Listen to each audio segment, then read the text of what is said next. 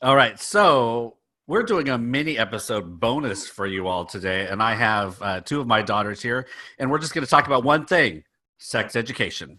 So we're having this conversation today about this new Netflix show that's on that everybody's watching, and we tried it last week, and within the first 2 minutes of this show, like two people going at it, and I just couldn't watch it with my children.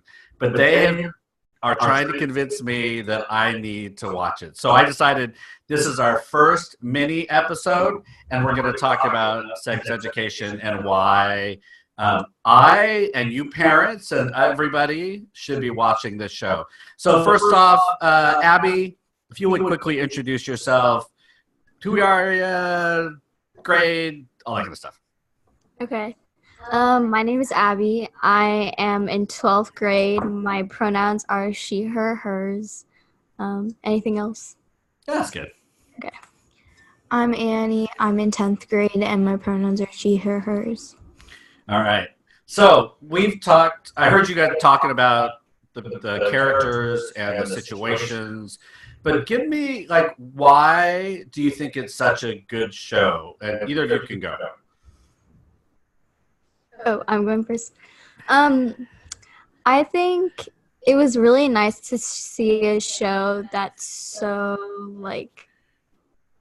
was willing to portray real relationships between teenagers and also relationships between parents and teenagers when talking about sex. And just kind of, they created characters that had depth to them and were able to touch on so many different aspects of people's identities. And just like the diversity of the cast was amazing, and the diversity of experiences that they portrayed on the show was really nice to see. Okay, good. Well, we'll dive into that a little bit more. But Annie, what touched you about the show? Why do you think it's important for us to see?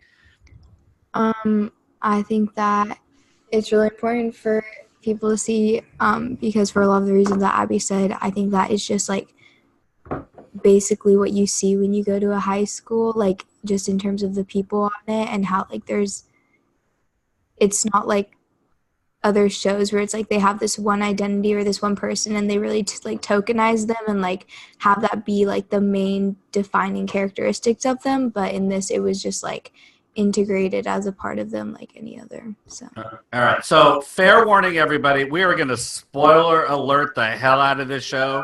So if you don't want to know what's going on and what's going to happen, turn it off now, because we're going to talk about it. So Annie, just pick one relationship or character that exemplifies what you just talked about, like not tokenizing, and maybe Abby talking about depth. So it's just one character or relationship. Okay. I mean, there's so many just because each episode they focus on like a different couple, I guess, because the premise of the show is like this kid has a mom who's a sex therapist and he helps this one dude. And so him and this girl turn it into a business kind of. So each episode introduce a new like sexual problem, I guess, that he's supposed to like therapize or whatever the word is. I think you just made up a verb, but but I think probably the jock in the show, or it's like jock, but like as Abby said, he has a bunch of like depth in him, but he is a black boy who has mixed racial gay moms. And in the show, which something that I guess I was surprised about, because in every show that I've seen with same-sex parents, it's always been like a conversation in the show has been like, oh, you have like same-sex parents, and that's always been like a storyline. But in this, when the girlfriend went to meet his parents, it was just like not like so it wasn't a big deal that the having two moms wasn't part of the storyline. It was just given. Yeah, like it is with like heterosexual parents. So the premise of the show is that something happens at the beginning of each show that creates some sexual conundrum for young people, and then he goes in and helps to solve it. Is that kind of like, you know, Law and Order, where somebody dies at the beginning and they solve the case? Is this similar? Like there's a topic or something? Yeah, but then at the same time, the three main characters storyline gets developed at the same time. And so, like, you see repeating characters. It's like the 5 repeating characters, but then you also meet each episode new kind of lesser characters. Okay. All right, Abby, what about you? What's one character or one situation that you feel gives it depth and breadth? What an important one? I think the main character's best friend. So he is basically, he's an out. He's out to his parents. He's out to his school. He's Black. His parents were immigrants. And kind of throughout the series, he goes through, like, people bully him at school. There's one night where he, like, lost his wallet and his keys, so he had to walk home in the dark at night. And he was in drag, and he was attacked. And they kind of deal with, like, the effects of that on him. And then they also touch on religion, and how he kind of left the church and then came back. And then also the relationship with his parents and how they were scared for him, not that they were against his sexuality or whatever. It was more just they were, like, actually fearful for his safety. But, like, throughout the show, you see them kind of accept it and, like, realize that he should be able to be who he wants to be, and, like, that fear shouldn't hold him back. And so you kind of just see, like, all these different aspects of him. And also it's just, yeah. So the parents didn't use that excuse, "We're worried for you," to mask their own kind of rejection of him. I mean, it was a genuine worry. Yeah. And I feel like also they never were like, you can't do this. It was more like hesitation. So, like, it was a very non-verbal, like, storyline, I guess. Like, it'd be more through facial expressions, but it was more like the parents' hesitation or trying to prevent, like, driving him to a place when he was going to go out and, like, drag, rather than, like, him walking there. And it was like that kind of stuff. So they were trying to help him kind of progress or grow in this in a safe way. Is that fair? Yeah, it was just, like, little things, like, he would, like, be heading out the door and his parents would be like, put on a jacket, like, to hide his outfit. Okay. And, like, just those kinds of things. All right, so the main character and the mom, by the way, is, for you X-Files people, you'll be excited about who the mom is. But so the mom's a sex therapist. And what's the relationship between the son and the mom? I mean, does she know, like, how does he know what she knows? Like, what's that about? How can he help people? Just, like, do they talk about it in their own home?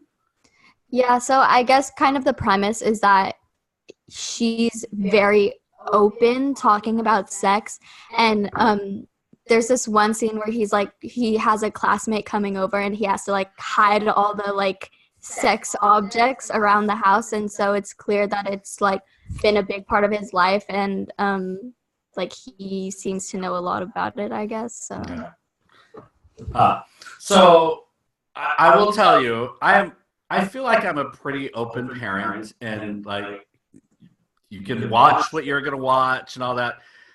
But it was a little uncomfortable. I mean, I walked into the room at one point, and there's a dude standing on the table at the cafeteria, and he pulls his pants down to show how big his penis was.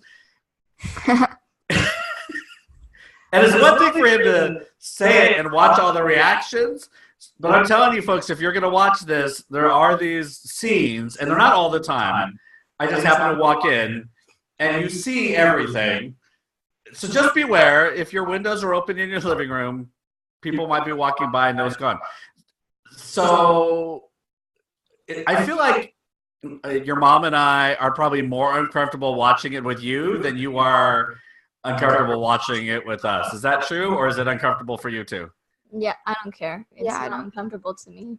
I don't care either. I'm going to take that as a win that we've raised you with an open mind and ability to talk about these things with your parents, but it was still a little awkward for us. All right. So what other scenes or issues? So we got we have kind of sexuality obviously going on, same-sex parents. How does race play into any of this? I mean, as they talk about sexuality, have they touched on those themes at all? Not really. Yeah, I don't think they do. They don't Okay. touch on race. And it's British, by the way. So if you need to turn the subtitles on, like sometimes I need to, that's perfectly understandable. So were there any topics that they picked that they took on? Like the first one was the guy took too much Viagra. Oh yeah. And It then was more that he had like performance anxiety. That was the main thing. you phrased that really well, Annalise. Good job. Because anyway.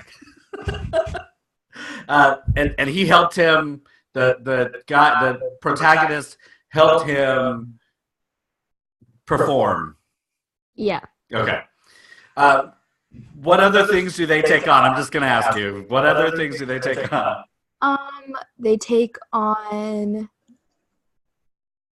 Okay.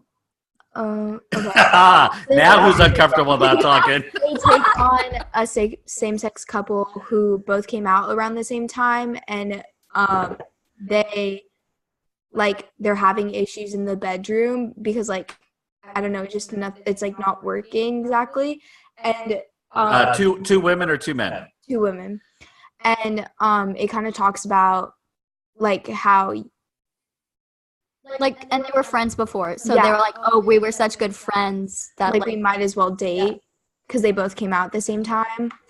And I don't know, I like that storyline because I feel like a lot of times people think that two people who are gay should date just because they're both gay, and I think they touched on that a lot, especially in schools. That's a big mentality, is that oh, you both are gay, so obviously you're gonna date. Yeah. And I think that they touched on that multiple times, not just in that episode, but also throughout with because there were only two out gay people at their school, and they talked about that. So okay, good. Other topics that they touched on that were interesting, unknown, funny. In pretty early on, the main woman in the show got an abortion, and I was reading an article about it. I think it was in Teen Vogue, and they just talk about how that portrayal was actually fairly accurate of the experience of abortion. And what was her experience? So basically, she was just hooking up with this guy, and she found out she was pregnant, and she just she went and I don't know, signed up, and just asked the protagonist to pick her up, and then that was it. There were the scenes about the abortion was basically her and two other women sitting and just kind of waiting, and they all held hands, and then it was just the after scene where she was with a woman who had been there before, who the nurses were kind of a little bit nasty to because she had been there before, and just kind of them bonding, and then they don't really address it ever throughout. So why was that interesting to you? I mean, what about that was different than you might see in other ways? Why did that strike you? I just think because it really shows how abortion can mean different things to different people. For some people, it's not going to be this huge life-changing moment. And I think the article in Teen Vogue hits on this, so you should go read it. It's really good. We'll link it in the show notes. But I just think for the character, it was something that she felt she needed to do, and so she did it, and then she went on with her life. And I think that's something you don't often see in media around abortion. Okay. So far, so you both watched you binged the full season, right? Both of you? Okay. Yeah. So most connected issue thing between the show and your school, like if you had to be like, okay, our school is totally, this is it. What are the issues that seem most relatable, relevant to your school? They're thinking. This is good radio. Watch the YouTube one. You can see them thinking.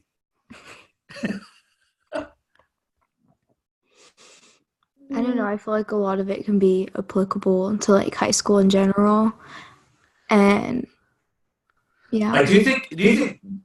Are you all talking about this show at school? Kind of like other shows came out, created conversation. 13 Reasons Why. When that came out, it was. I think you had a whole assembly about it at your school. Do you think it's going to have that kind of impact, or is it not quite that big of a show? Well, I think the 13 Reasons Why, I don't know if we necessarily had an assembly, but they did send out a note about it, but that was more because they were concerned about the impacts it would have. I think our school's already trying to create more awareness around a more inclusive sex education, so that I'm not really sure if this show would necessarily create conversation that's not already happening. Okay. Do you think it's happening more at your school than others, or how's your school doing in terms of talking about sex? I think it's definitely happening at our school more than others, just because I'm in a class with the dean of students and like the equity director, and it's about like sex, sexuality, and relationships. And actually the other day we were having a conversation where the dean of students was talking about her past experiences at school, where even in the city, it's like stark differences between what's allowed. Like if you go to Catholic schools or religious affiliated schools, like it's very limited how you can have this conversation, and it's a lot of abstinence only. And then also just like at public schools, it's like a lot different. And our principal is very open to like this kind of education, but I feel like that kind of mindset has not been like, is not across the board. Right. But they're doing it. I mean, the conversations that we have about the conversations you're having at school are amazing. I mean, I'm just like, at our school, we learned how to put condoms on bananas, and that was really it. I mean, we learned all the sexually transmitted diseases, but we didn't ever talk about kind of the social norms and all the stuff you all are dealing with. So I think your school does a really good job with that. All right, so Abby, you got parents listening to this podcast. Why should they watch Sex Education? I think that still too often kids and parents, it's like, of course it's going to be awkward to talk about sex, but I mean, the conversations need to happen. And I think this show, one, like if you're watching it, obviously it's going to create some conversation.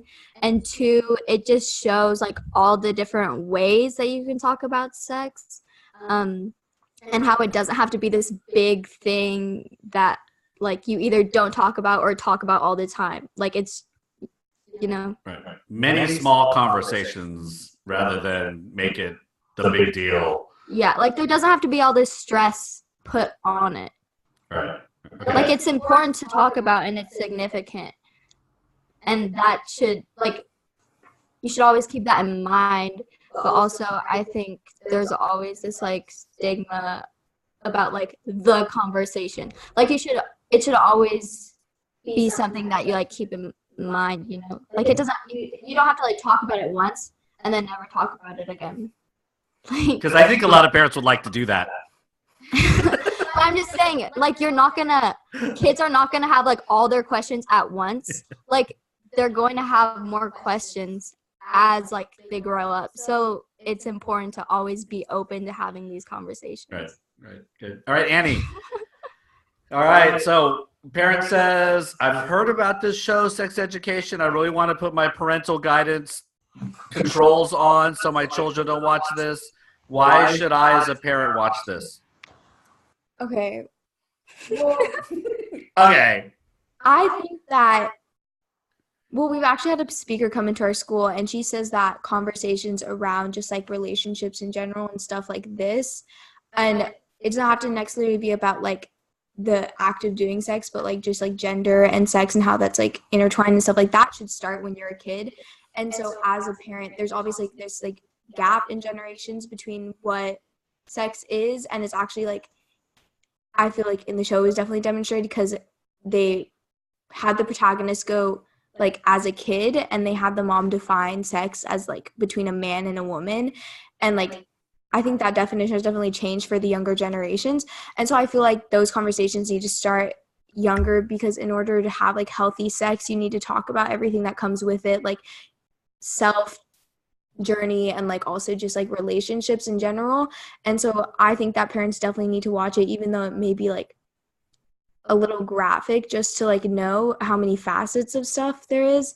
I mean, also like the average age that boys encounter porn now is 8, so I feel like parental controls don't do that much in filtering stuff. So at least like this show does it in like a healthy way, I would say.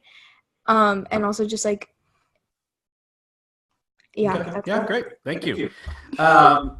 So if your peers are saying to you, I'm not going to watch that, that's dumb, I'm not going to watch this, why should they watch it?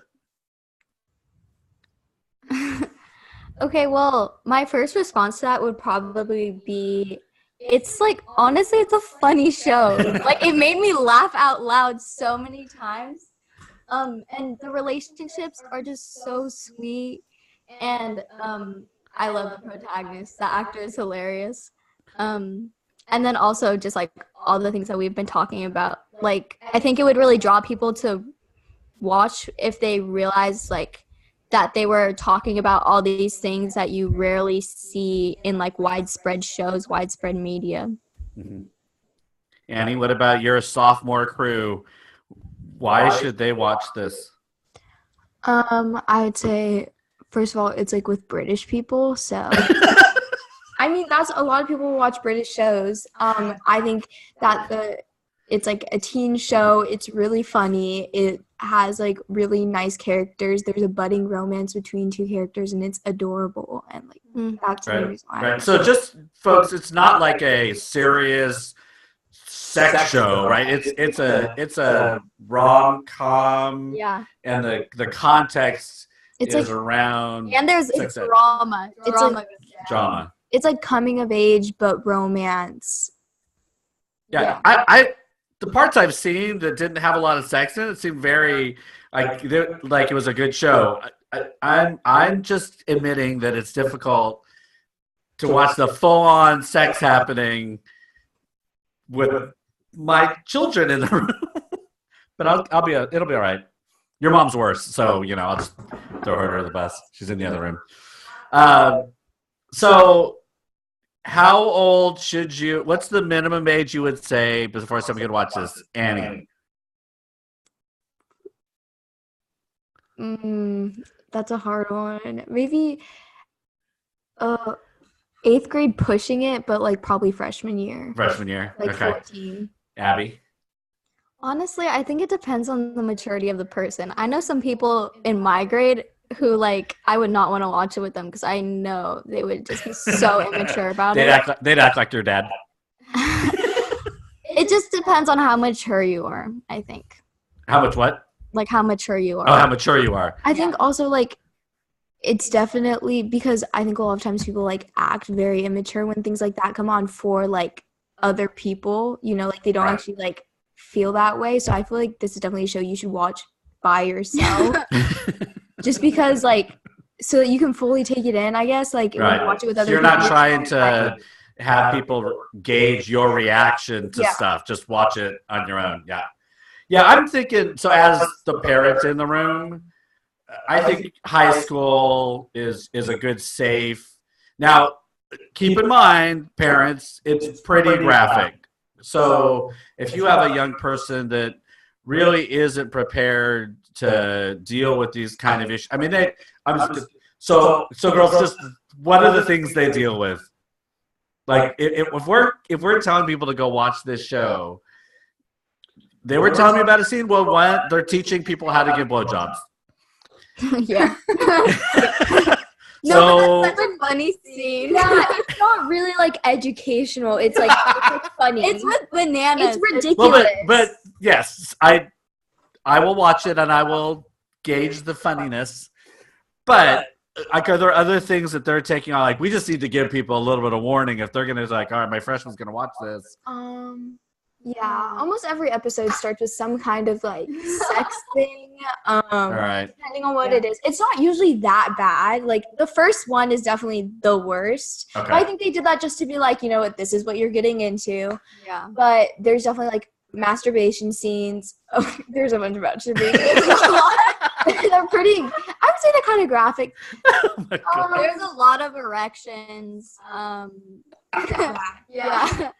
There's like it's not a lot of like bare, I would say. It's a lot of just like thrusting. Covered but thrusting. What? It's true. No, that's not fair. It's all like thrusting, like they're like dudes. How many times are you gonna say thrusting? It's like Like they're wearing clothes. Oh my God. That's it. I mean, yeah, there's just like straight up sex scenes, nudity. There's some nudity. And apparently thrusting. A lot of nudity. it's not that much nudity. A lot of it's covered.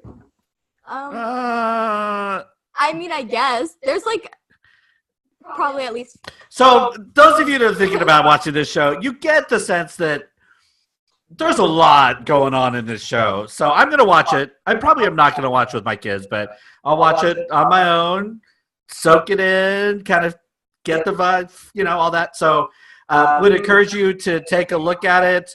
If you get mad because we've said you should watch it, apologies, but you know, you're adults and you can figure out how to talk about this stuff with your kids. So I want to thank Abby and Annie for hanging out on this mini episode as we talk about the Netflix series Sex Education.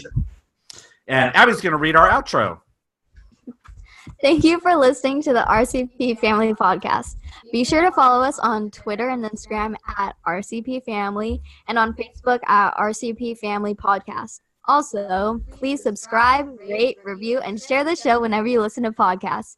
And lastly, don't forget to pick up my parents' parenting book, Rule Number 2, Don't Be an Asshat, an official handbook for raising parents and children, available in print and Kindle edition. Thanks again, and we'll see you next week. And we're going to do the magic thing, and we're going to preemptively have Annie read it too for a later show.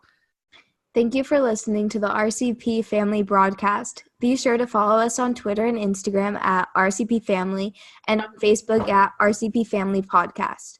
Also, please subscribe, rate, review, and share the show whenever you listen to podcasts. And lastly, don't forget to pick up my parents' parenting book, Rule Number 2, Don't Be an Asshat, an official handbook for raising parents and children, available in print and Kindle edition.